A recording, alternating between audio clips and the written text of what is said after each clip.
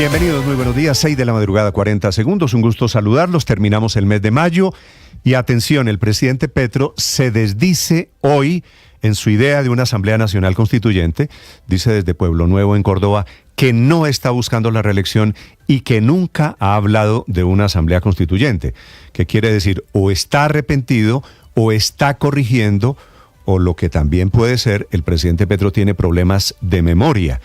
Porque en diferentes oportunidades desde marzo pasado, el presidente Petro sí había, y está totalmente documentado, sí había hablado y había defendido la idea de una asamblea constituyente, un tema que él mismo, aunque ahora dice que no, que es un invento de los medios de comunicación, que él mismo sacó en marzo, hace 3 meses, hablando desde Puerto Rellena, en el departamento del Valle del Cauca. La posibilidad de un gobierno electo popularmente en medio de este Estado y bajo la Constitución de Colombia. No puede aplicar la Constitución porque lo rodean para no aplicarla y le impiden.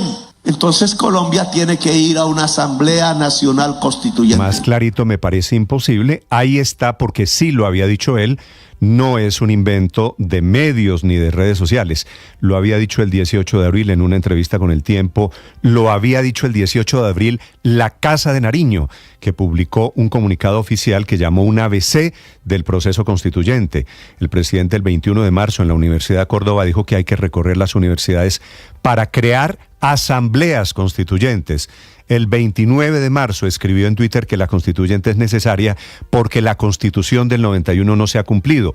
Así que las alusiones del presidente o la corrección del presidente diciendo que su invocación es al poder constituyente no es cierta.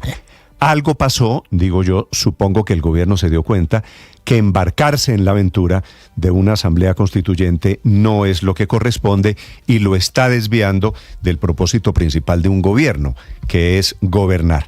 Pero lo grave es que la idea de una asamblea constituyente no ha sido tratada solo por el presidente Petro, como ustedes acaban de escuchar, que sí lo dijo. También sus alfiles, Álvaro Leiva, ex canciller, dijo que el acuerdo de paz era la puerta para pasar a la constituyente. El director de Prosperidad Social, el siempre activo Gustavo Bolívar, dijo que la constituyente es una opción para que las reformas sociales sean realidad. El ministro de Justicia dice que la Asamblea Constituyente puede ser para redefinir si queremos un modelo federalista o centralista. Así que el petrismo había ya desarrollado la idea de una Asamblea Constituyente, ahora que el presidente Petro parece arrepentido y dice que lo que quiere él es la inocua invocación del poder constituyente. Bienvenidos, ya vamos a hablar de este tema.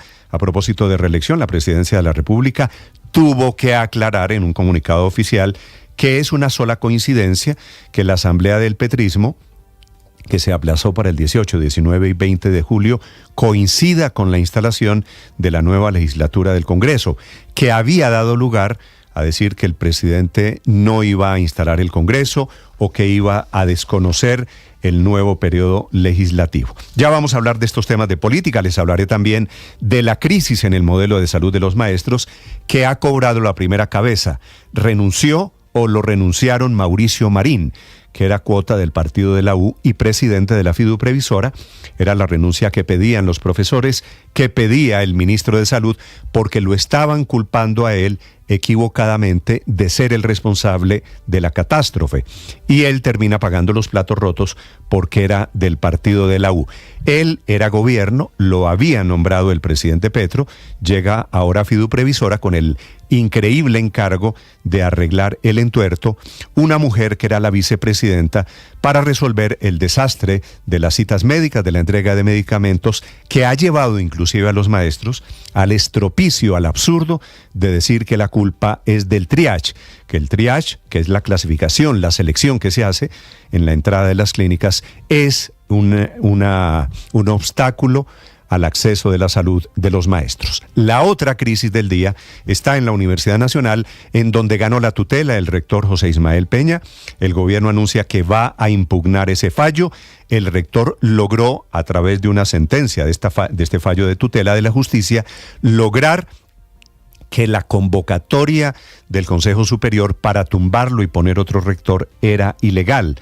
La tutela es del propio rector Peña, alegando su derecho al debido proceso. El paro de estudiantes está entrando en su tercer mes, sigue inalterable, siguen los problemas allí en la querida, en la histórica, en la legendaria Universidad Nacional. Mientras la justicia legaliza la captura de Stephanie Barranco, la víctima, la penúltima de un feminicidio, en el centro comercial Santa Fe, ocurrió anoche otro feminicidio en Suba, en Bogotá. Un hombre mató a la mamá de su hijo, de apenas 4 años, y después se suicidó. Otros familiares de la mujer que intentaron ayudarla también están heridos, así que ya son 2 feminicidios en Bogotá en menos de 48 horas que vuelven a encender las alarmas y vuelven a poner a trabajar a ese comando púrpura de la policía que tiene por objeto atender casos especialmente contra las mujeres. Protesta el presidente Petro porque el Consejo aprobó el plan de desarrollo y enterró la ciudadela, la del cuidado, que se iba a desarrollar por el corredor occidental de Bogotá. El presidente Petro, en desacuerdo, dice el presidente Petro que Bogotá está incumpliendo acuerdos que tenía con la nación, que se rompió un compromiso. El alcalde Galán, por su parte, está en plan de rehacer la estructura la alianza política en el Consejo de Bogotá. Amanecemos con una muy grave emergencia. Ya les voy a contar desde Barranquilla. Por las lluvias se abrió esta madrugada un boquete en un puente que va de Barranquilla a Soledad. Se cayeron en el hueco, una imagen increíble, un carro y una moto. Hay 3 muertos y 2 heridos. Bienvenidos, tenemos historias. Por supuesto, vamos a hablar de la noticia internacional del día, que es la histórica decisión de condena de Donald Trump, que es responsable de 34 cargos por la falsificación de documentos para ocultar el pago a cambio del silencio de una actriz porno, Stormy Daniels, con quien Trump había tenido una relación de carácter sexual. Fue para la campaña del 2018. El protagonista es un juez colombiano, Juan Merchan, que ahora tendrá que decidir cuál es el tamaño de la condena. Puede ser hasta 4 años o prisión domiciliaria para Donald Trump, que muy probablemente será reelegido el próximo mes de noviembre. 6 de la mañana, 7 minutos. Un gusto saludarlos. Termina el mes de mayo. Hoy es el Día Mundial sin Tabaco. Aquí están las noticias. Lo más importante en el resumen que preparamos en Voces y Sonidos en Mañanas Blue. No he hablado aquí de una asamblea constituyente, como repite una y otra vez la prensa. Y menos aún que para reelegirme. Los que se reeligieron fueron otros, no yo. Cambiaron la Constitución para ello. De esta manera, el presidente de la República, Gustavo Petro, niega que haya convocado una Asamblea Nacional Constituyente, lo que desdice lo dicho por él en más de 6 intervenciones, en discursos en plaza pública y también en mensajes en sus redes sociales. El 15 de marzo de este año, en Puerto Rellena, en la ciudad de Cali, el presidente Gustavo Petro convocó a una Asamblea Nacional Constituyente. Si esta posibilidad de un gobierno electo popularmente en medio de este Estado y bajo la Constitución de Colombia no puede aplicar la Constitución porque lo rodean para no aplicarla y le impiden, entonces Colombia tiene que ir a una Asamblea Nacional Constituyente. El alto comisionado para la paz, Oti Patiño.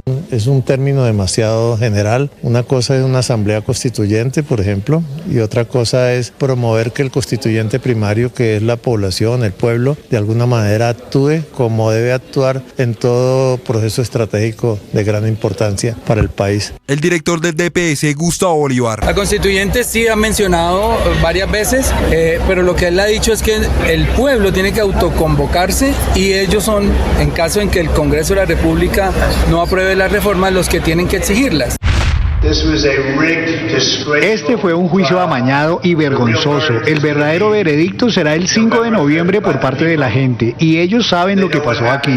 Todos saben lo que pasó aquí. Un jurado en Nueva York halló culpable al expresidente de Estados Unidos, Donald Trump, de 34 cargos. Para los 12 miembros, Trump falsificó documentos para ocultar el pago a una actriz porno a cambio del silencio sobre una relación extramarital. Tenemos un país que está en grandes problemas, pero esta fue una decisión amañada desde el primer día, con un juez conflictivo a quien nunca se le debería haber permitido juzgar este caso. Nunca.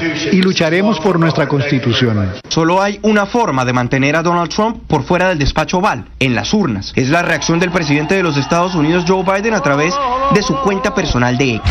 Debido a las especulaciones que han rondado frente a una supuesta medida que adoptaría el presidente Gustavo Petro de cerrar el Congreso el próximo 20 de julio, la Casa de Nariño ya se pronunció al respecto, negando dicha afirmación. Por medio de la cuenta oficial de X de la presidencia, informaron que el presidente no tiene pensado, ni mucho menos planeado, cerrar el Congreso. En medio de la polémica que se desató por el nuevo modelo de salud para los profesores, renunció el presidente de la fiduprevisora, John Mauricio Marín, el ministro de Salud, Guillermo Alfonso Jaramillo. ¿A quién le corresponde ponerlo en la práctica? Le corresponde fundamentalmente a la fiduprevisora. Entonces, sea quien sea, esté quien esté, le corresponde hacerlo. Ahora, lo que yo siempre he insistido es que tiene que ir de la mano de los maestros.